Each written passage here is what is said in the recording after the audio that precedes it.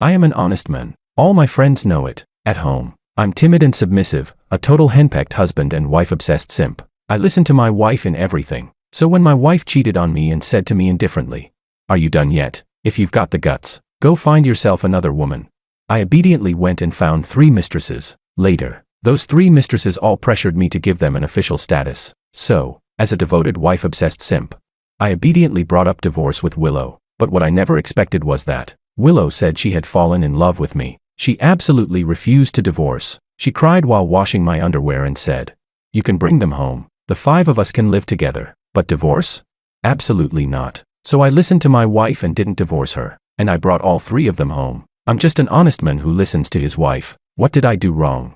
Chapter 1. In the 7th year of being with Willow, I finally married her and brought her home. Just when I was overjoyed, ready for a cozy life with my wife, children, and a warm bed, Willow cheated on me. She and the best actor Makoto were trending online for their kiss. When I saw the photo, it felt like I'd been struck by lightning. Furious, I ran to confront her. She rolled her eyes and said, "George, what's wrong with you? Fine then, if you've got what it takes. Go find yourself a woman to have some fun with. Just stop bothering me, okay?"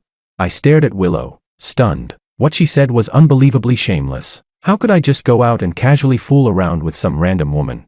But I'm an honest man, and I've always been soft-hearted and obedient to my wife. So I went to Willow's best friend, Sophia. Chapter 2. Sophia Kim was famously known in elite circles as an untouchable ice queen. Rumor had it she was aloof, ascetic, and completely uninterested in men. When I messaged her, my hands were trembling. I typed and deleted the words over and over again. In the end, I only sent one sentence. "Miss Kim, do you have time to meet?" Willow told me to find a woman to fool around with. After sending it, I tossed my phone far away and scratched at my tingling scalp. Willow's best friend shouldn't count as some random woman, right?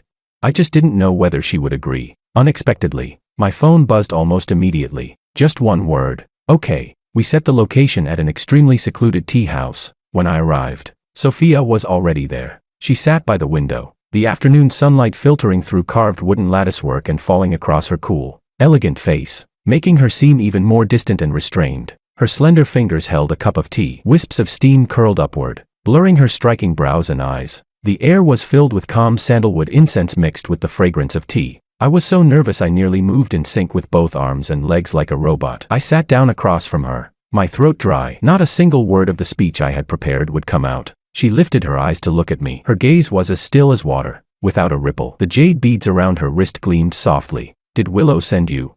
After pouring me a cup of tea as well, Sophia finally spoke. Her voice was beautiful too, like it had been rinsed in snowmelt. Clear and light. I scratched my neck awkwardly, turned my head aside, and nodded. Silence spread through the scent of tea. Just as I was about to flee in embarrassment, she gently set down her teacup, rested her chin on one hand, and looked at me. "So," she said softly, "when you say fool around, how exactly do you want to play?" Chapter 3. Sophia looked aloof and abstinent on the surface, but in reality she drained me dry. I really couldn't go on anymore. Completely exhausted, I lay flat on the bed, ready to enter that dazed, post-exertion sage mode. However, Sophia turned over and straddled me. Her fingertips traced across my chest as she smiled faintly. "Fine," she said gently. "We'll stop after we finish this box." Hearing her soft voice, I stared blankly toward the bedside table. On the box sitting there, the number 12 was printed clearly. I turned my head to glance at the floor. I had just used 5, which meant I was doomed. There was no way I was surviving today. Chapter 4. I was often so exhausted that my lower back ached and my legs trembled when I walked. Eventually, I truly couldn't take it anymore and secretly went to see an old traditional Chinese doctor. The old doctor felt my pulse. His brows furrowed tighter and tighter, and finally he sighed. "Young man, you need to abstain and rest quietly for a while. Otherwise, it will damage your lifespan." I was shocked. What? Doing it too much will make me die early. I was so frightened that I didn't dare go see Sophia again. But when I didn't go to her, she came to me. She actually showed up at the house I shared with Willow. When the doorbell rang, I was in the study playing video games. I thought Willow had gone out and forgotten her keys, so I opened the door without thinking. When I saw Sophia standing outside, I almost slammed the door in her face. My voice trembled. "Your Highness, I mean, what are you doing here?" I instinctively tried to close the door, but Sophia pressed her hand against it and asked innocently, "Why haven't you come to play with me lately?" "Play? You play that hard? Who would dare come looking for you?" My eyes darted around as I made up an excuse. I I've been a little busy lately. Busy. Sophia Kim raised an eyebrow slightly and leaned closer to me. A sweet citrus scent mixed with something subtly seductive drifted from her. She let out a soft hum. So busy you don't even have time to answer your phone. I took half a step back, my heart pounding wildly. The old doctor's warning about damaging my lifespan echoed frantically in my mind. I swallowed and said, Miss Kim, I think what we're doing isn't quite right. Summoning my courage, I tried to reason with her. That day I was impulsive. From now on we should. Should what? She interrupted, the corner of her lips curving slightly, though her tone left no room for doubt. Your wife told you to play, remember? The moment she mentioned Willow, I deflated like a punctured balloon. That's right, I'm an obedient, honest man. It was my wife who told me to do this. How could I disobey her? But I'm really afraid of dying. Just as I didn't know what to do, Willow's puzzled voice came from behind me. Sophia, what are you doing here? Chapter 5. Willow didn't go out. I was so startled my soul nearly left my body. I practically jumped as I turned around, my throat tightening with the guilty panic of someone caught cheating in the act. Sophia, however, remained perfectly composed. She turned slightly to look at Willow coming down the stairs and spoke gently and naturally. I was passing by, so I dropped in to see you. I just chatted with George at the door for a bit. As she said it, her gaze drifted toward me, deliberately or not. My back instantly stiffened. Willow didn't seem to notice anything unusual. As she walked downstairs, she said casually, What's there to talk about with him? He's boring and dull. I get annoyed just listening to him. If this had happened before, her words would definitely have hurt. But right now, all I felt was panic. I was terrified Sophia might say something outrageous. Sophia didn't respond. She only looked at me, and the faintest hint of a smile seemed to curve her lips before disappearing in an instant. Willow changed her shoes and walked over, naturally slipping her arm through mine. She said to Sophia, My sister just came back to the country. Since you're here, why don't we have dinner together tonight? I'll call Alicia and the others. My arm stiffened, and I felt a strange discomfort. Willow rarely acted this intimate with me in front of others. Yet today, Sophia's gaze lingered briefly on Willow's hand hooked around my arm before she looked away and answered softly. Okay. Chapter 6. The dinner was set at an extremely private, reservation-only restaurant. Besides Willow, Sophia, and me, there were also their close friend from the wealthy social circle, heiress Alicia, and Willow's younger sister, Freya. During the meal, I kept feeling 3 different gazes locking onto me from different directions, but every time I looked up, the 4 women across from me were chatting among themselves. No one seemed to be looking at me. Was I just being paranoid? I secretly observed them again. Indeed, no one was looking at me. I must be overthinking it, so I lowered my head and continued eating. When the soup in my bowl ran out and I was about to serve myself another bowl, a steaming bowl of soup was placed in front of me. It was Willow. She was chatting with the others while casually serving me soup at the same time. I was stunned. When had I ever received this kind of treatment at home? What kind of divine blessing was this?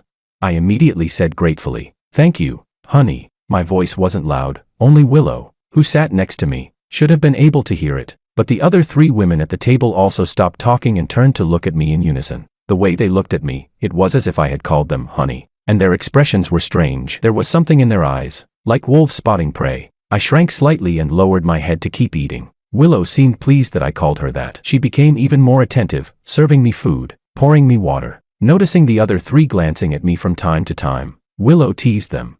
What's wrong? Jealous of how loving we are as a married couple? Then hurry up and find someone to marry yourselves. Alicia and Freya didn't say anything, but I noticed they seemed to look at me even more frequently. As for Sophia, she let out a faint, wistful smile and said in a lonely tone, I'd love to get married, but the man I like already has a wife. The moment Sophia said that, the entire table was shocked. I nearly fell off my chair. She couldn't possibly be talking about me, right?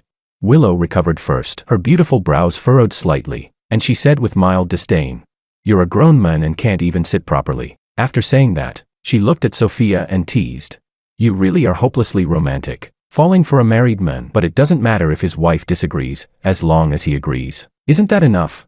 Willow nudged Sophia with her elbow encouragingly. I'm telling you, as long as you swing the hoe hard enough, there's no corner you can't dig into. There's no marriage that can't be broken, only a mistress who doesn't try hard enough. At Willow's words, Sophia gave her a meaningful look and nodded. You're right, Willow. Alicia and Freya also nodded thoughtfully in agreement. Then they affectionately pulled Willow closer, praising her outfit and manicure. Willow happily recommended the brands to them and even showed off to me, saying this was the kind of intimacy only girls could understand. I forced a smile and didn't dare speak, because under the table, 3 long legs were brushing against me. Chapter 7. When the meal was almost over, Willow went to the restroom. I let out a sigh of relief and immediately looked down under the table. Under the table, the three women's 6 legs were all perfectly well behaved. A huge question mark formed in my mind. Was I being paranoid again? But that sensation earlier had felt so real, it didn't seem like my imagination. Just as my thoughts were spiraling everywhere, Sophia suddenly picked up a chopstick full of stir-fried chives and placed it into my bowl. "Eat," she said lightly. "I noticed you kept reaching for this earlier." Sophia's single sentence instantly drew Alicia and Freya's attention. Their gazes swept back and forth between me and Sophia. Cold sweat broke out on my back. I thought they had noticed something. Before I could react, Alicia was the first to move. She placed a piece of fish into my bowl and smiled. "You picked at this squirrel-shaped mandarin fish 6 times just now. You must really like it." I stared at her in confusion. Wait, how did she even know how many times I had taken the fish? Before I could process it, Freya set a small plate in front of me. On it was a crab she had meticulously shelled, the meat neatly arranged. "Have mine," she said sweetly. "If it tastes good, I'll peel all the crab for you from now on." She smiled innocently, almost adorably. I was speechless. What the hell was going on? I truly had the sinking feeling that I had just fallen straight into a trap. Chapter 8. It was like the 3 of them were competing to put food on my plate. I didn't have a single second where my bowl was empty. Later, I really couldn't eat another bite. On top of that, Willow had been in the restroom for a long time, and I was worried she might have fallen into the toilet, so I ran out to look for her. Once I stepped out of the private room, I felt much lighter. I walked down the corridor searching for Willow. When I saw her on the terrace, along with her smudged lipstick, my world collapsed. How intense would a kiss have to be to smear lipstick like that? My voice trembled as I demanded, "Willow, why are you treating me like this? I listen to you in everything, yet you betray me. The better I treat you, the less you appreciate it. I love my wife. I always put her first." I couldn't understand what I had done wrong. Was I still not obedient enough? Seeing how angry I was, Willow instinctively stepped toward me as if to explain, but for some reason, she stopped halfway. The panic on her face shifted into impatience. "It's not what you think. And didn't I tell you not to bother me? If you're bored, go find more people to fool around with." With that, she turned and walked away. I followed behind her humbly. Honey, if I listen to you, will you love me?" "Yes," Willow replied without turning around. She left me standing there, staring blankly at her retreating figure. So it really was because I hadn't been obedient enough that she cheated. As I walked back in a daze, a door beside me suddenly opened. Someone grabbed me and pulled me into a pitch-black storage room. My alarm bells went off. I reached out instinctively and grabbed at the person. The soft touch made me freeze for a moment. The next second, "George, it's me." Alicia's voice came from the darkness. "When you can't see, your hearing sharpens." Recognizing her voice, I hurriedly let go. Her tone was soft and alluring, sending a tingling sensation through my ears. I couldn't help recalling Willow's words. She had told me to find more people to play with. I'm an honest man. I listened to my wife. So with a trace of helplessness, I asked Alicia, "Can you play with me?" Her voice trembled. "Do you even know what you're saying?" "Yes." I took a breath. When she didn't respond immediately, I started to retreat. "It's okay if you don't want to. I'll go find. I'm willing." Before I could finish, Alicia kissed me. The kiss was fierce and wild. I gradually deepened it in return, but just as things were about to go further, I stopped. "This is bad." Alicia's body was burning hot. Her voice sounded thick and breathy. "What's wrong?" I nearly burst into tears. "I didn't bring protection." She let out a soft laugh and leaned closer. "But stopping like this must be uncomfortable for you, right?" Of course it was. The arrow was already on the string. How could anyone endure stopping now? The next second, she knelt down. My breath hitched, and in that dizzying moment, a song seemed to echo in my ears. "Love is like a hungry wolf. Its mouth deceptively sweet, if you draw near just to play.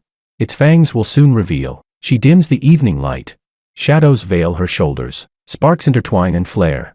Desire thick in the air. A heart once cut and scarred cannot endure more change. Yet with her fingertips, she draws electric currents. Heat begins to rise. Beauty blurs the mind. A gentleman rushing into flame cannot blow away the warm smoke. And then her lips join in, testing my restraint. Chapter 9. Half an hour later, Alicia and I walked out of the storage room in a daze. I lowered my voice and said to her, "Here, wipe your mouth and hands." Just as Alicia was about to take the tissue I handed her, a gloomy voice suddenly sounded not far away. "What are you two doing?" I instinctively looked toward the voice and saw Freya. She stood at the end of the corridor with one hand on her hip, her expression dark and unreadable. Those eyes, somewhat similar to Willow's, were fixed tightly on Alicia and me, especially on the glasses clipped at Alicia's collar and her tied-up hair. My heart leapt straight into my throat. "And nothing," I stammered. I quickly clenched the tissue in my palm and stuffed it into my pocket. We just happened to run into each other. Alicia, however, was far calmer than I was. She naturally withdrew her hand, brushed a loose strand of hair behind her ear, casually put on her glasses, and met Freya's scrutinizing gaze. The corners of her lips even curved into a relaxed smile. We were just chatting. What's wrong, Freya? Need something? Freya stepped forward twice. Her gaze swept back and forth between the two of us before settling on my evasive eyes. Nothing, she said. Her lips curved slightly, but the smile held no warmth. Brother-in-law, it's late. Drive me home, I replied.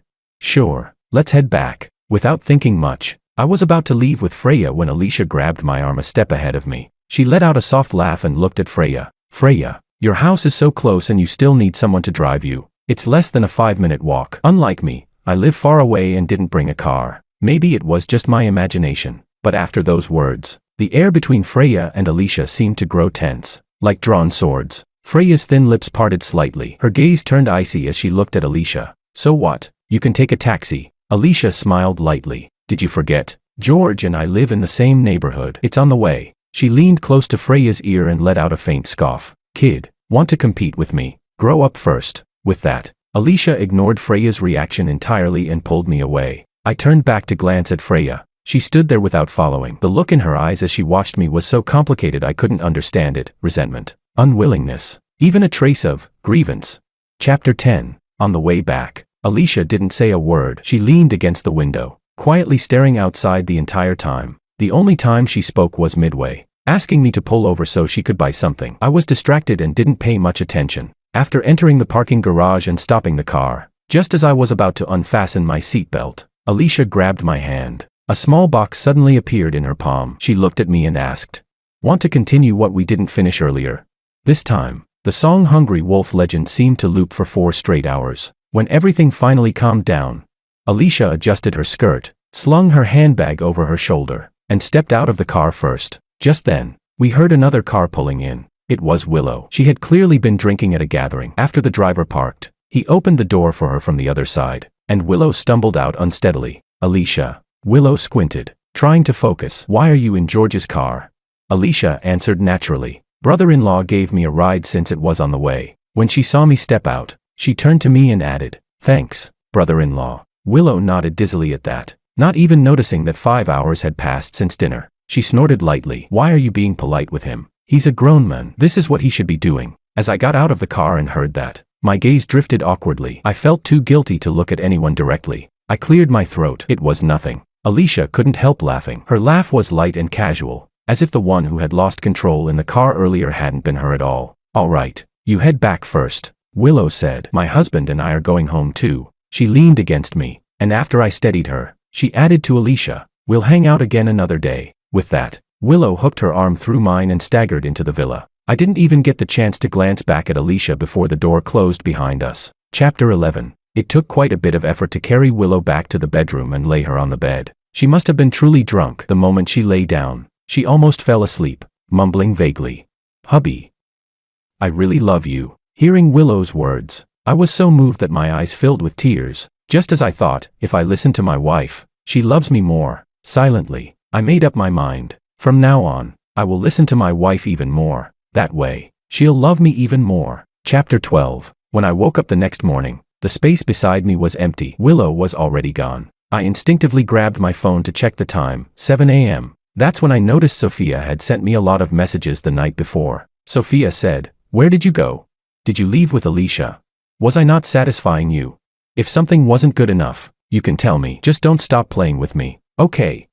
There were dozens of messages. The further I scrolled, the harder they were to look at. I didn't dare reply. After exiting Sophia's chat, I saw that Alicia had also messaged me. She told me to drink more goji berry tea to replenish my energy. After washing up, I went downstairs in nothing but a pair of loose shorts. Still half asleep, I stopped abruptly when I reached the bottom of the stairs and looked toward the living room. Freya was sitting on the sofa, holding a cup of coffee, leisurely watching TV. She greeted me naturally, as if she already belonged in this house. "Freya, why are you here?" I asked in surprise. She gave me a sweet, obedient smile. "I just came back to the country. I was scared living alone. So when my sister found out, she told me to move in and stay here." Move in? I stammered, completely stunned. "Yes." Before I could process it, Freya set down her coffee cup and stood up, walking toward me. 18-year-old Freya was wearing a white dress, looking pure and clean. She stopped in front of me and tilted her head slightly to look up at me. There was a pitiful look in her eyes.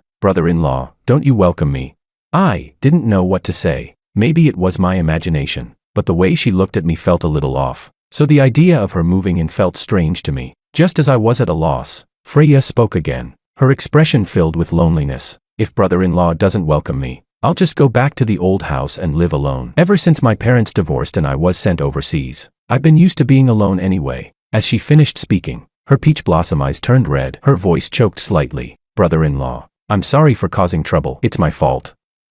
I just long for family too much." Seeing Freya like this, so fragile and broken, my doubts and awkwardness were instantly drowned in overwhelming guilt and sympathy. What bad intentions could she possibly have? She was just a little girl who wanted to live with her family. I quickly grabbed her suitcase, which she was about to pull away. "Don't go. Stay here. My home is your home."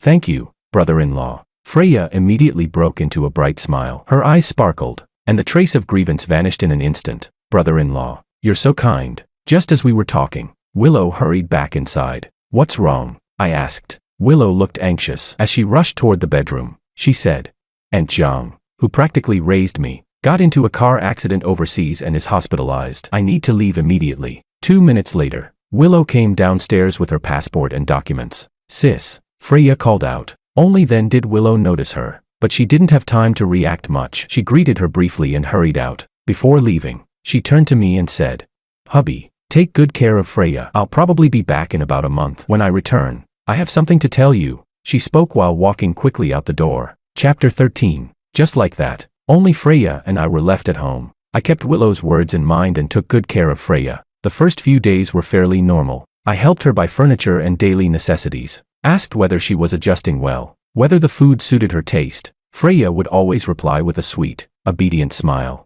"Thank you, brother-in-law. You're so kind. I'm very used to living with you." But gradually, I realized Freya seemed a little too clingy. When I watched a game, she would naturally sit beside me, very close, saying with a smile, "The sofa's so big. Brother-in-law wouldn't mind me sitting close." Right. When I played video games, she would come in to watch, focusing intently on me. If I won, she'd praise my skills. If I lost, she'd complain that my teammates were terrible. Even when I returned to my bedroom at night, she would follow me to the door, lingering and chatting about trivial things, her eyes carrying emotions I couldn't quite understand. This closeness, beyond the normal boundaries between a brother-in-law and sister-in-law, made me uneasy. I began, intentionally or unintentionally, to avoid her, reducing the time we spent alone together. But she seemed to notice my avoidance. One evening after work, I lay on the living room sofa, absent-mindedly scrolling through my phone. Freya sat silently on the other end of the couch, not leaning close like usual. An awkward silence filled the air. After a long while, she suddenly spoke in a low voice, tinged with faint grievance and self-mockery. "Brother-in-law, do you also think I'm unnecessary, annoying?"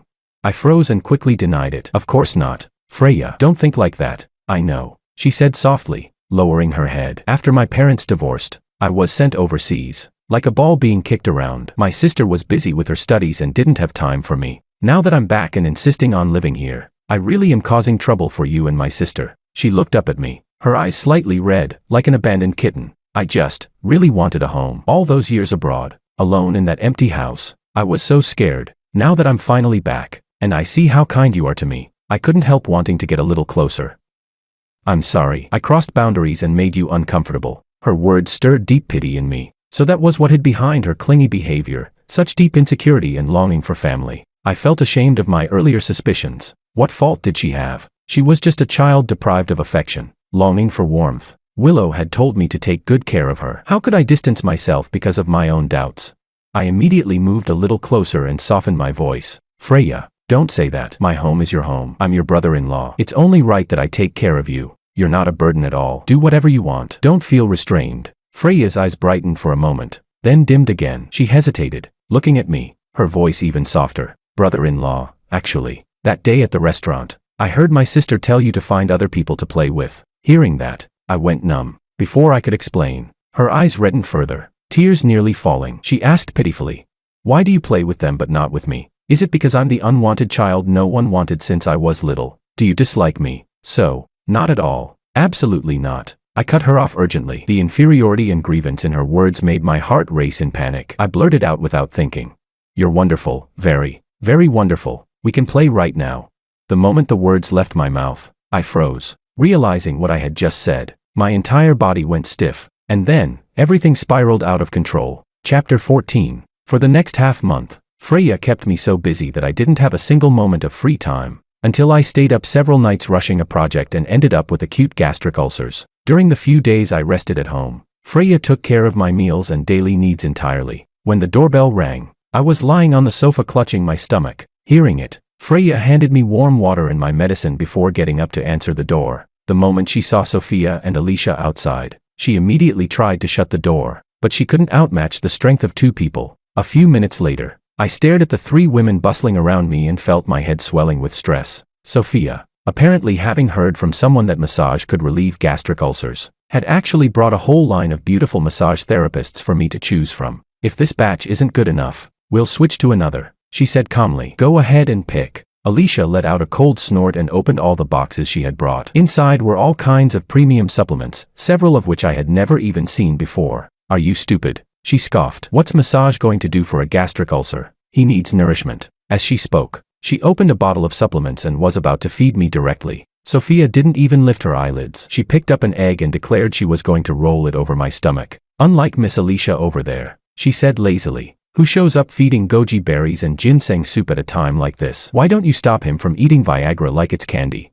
Chapter 15. The tension between Sophia and Alicia ignited instantly. Freya, left standing to the side, watched the two women who had barged into the house. Her expression darkened. She suddenly turned and went into the kitchen. A moment later, she returned with a bowl of millet and pumpkin porridge. Brother-in-law, eat this. Mine is hot. She squeezed between Sophia and Alicia, her gaze openly provocative as she looked at them. There's everything we need at home. No need for outsiders to trouble themselves. Outsiders? Alicia let out a scoffing laugh, crossing her arms as she looked at Freya. Kid, are you even an adult yet? Trying to take care of someone?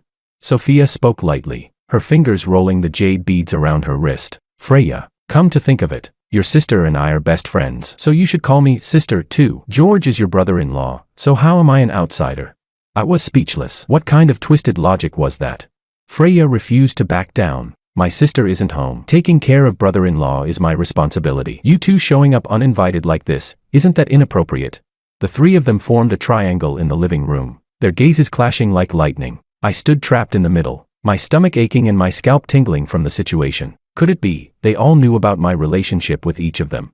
Just then, my phone rang, a video call from Willow. My hand shook, and I almost spilled the porridge. On the screen, the word wife was clearly displayed. The three pairs of eyes instantly locked onto my phone. Are you answering? Sophia asked calmly. How could I possibly dare to answer?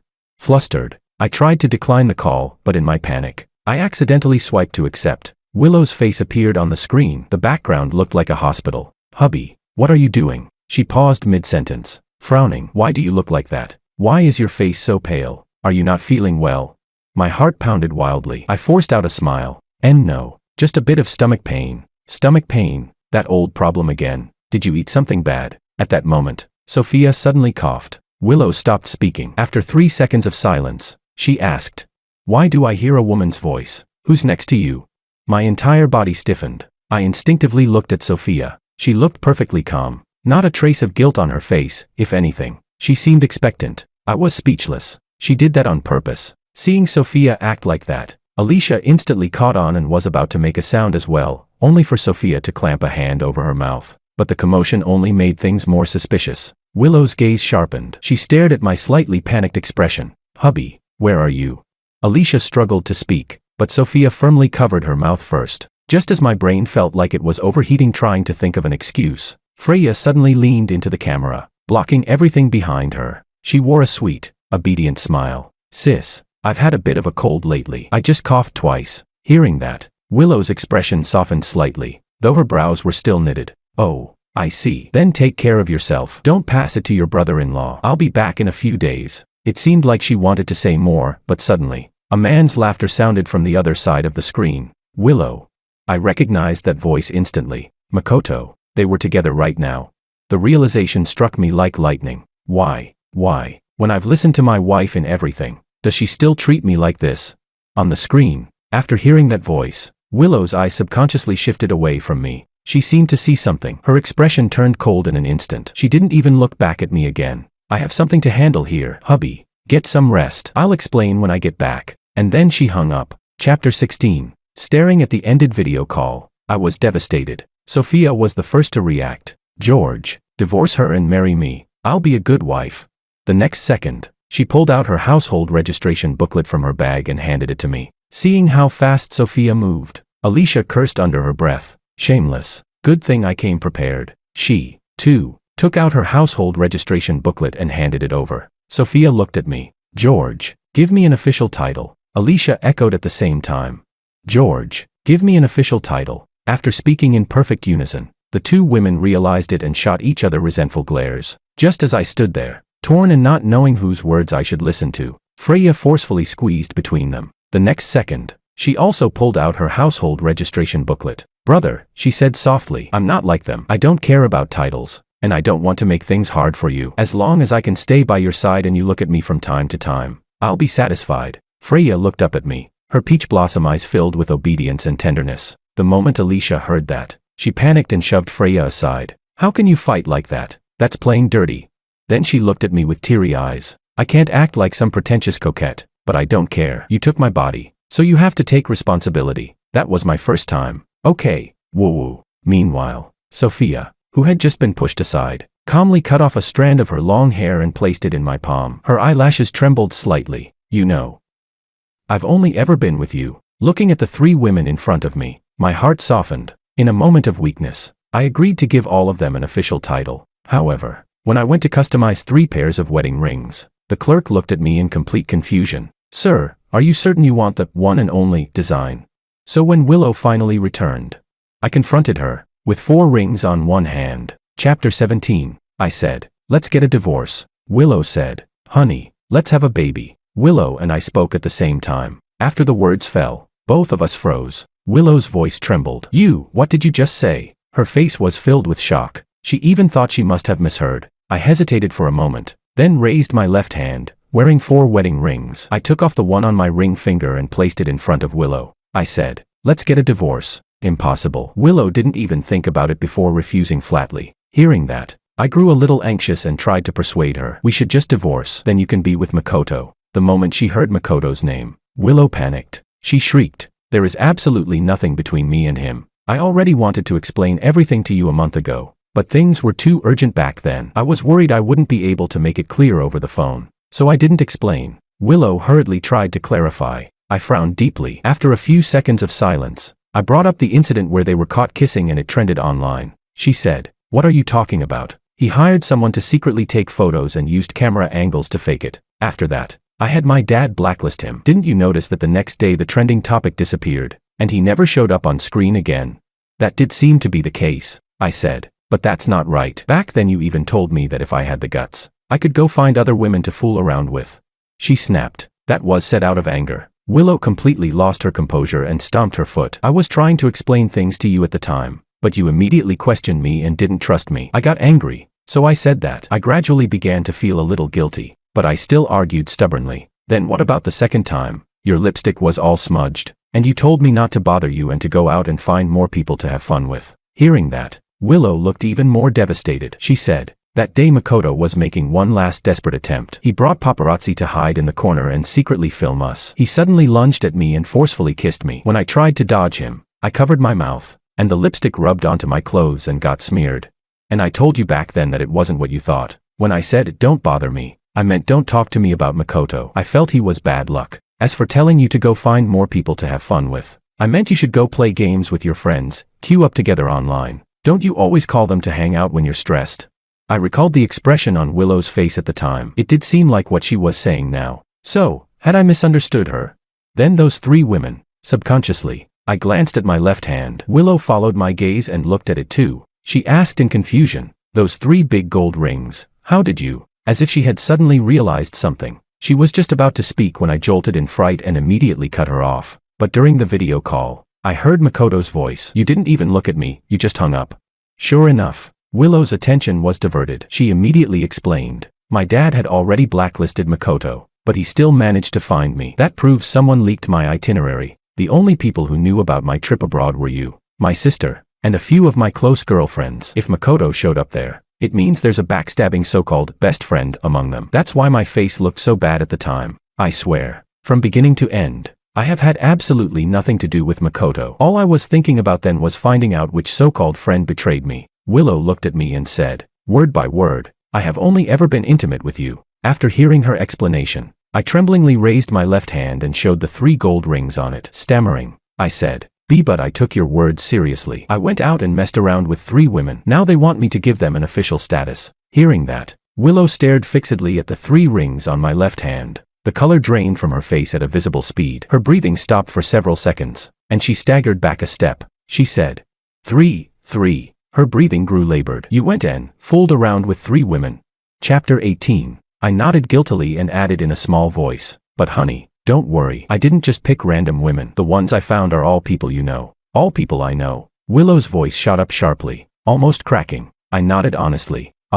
Sophia, Alicia, Anne, Freya. With every name I mentioned, Willow's face turned a shade paler. When she heard Freya's name, she suddenly lifted her head, her gaze sharp enough to kill as she shouted, those shameless vixens, thieves, liars. She was trembling with anger, barely able to speak coherently. Grabbing my sleeve tightly, she demanded.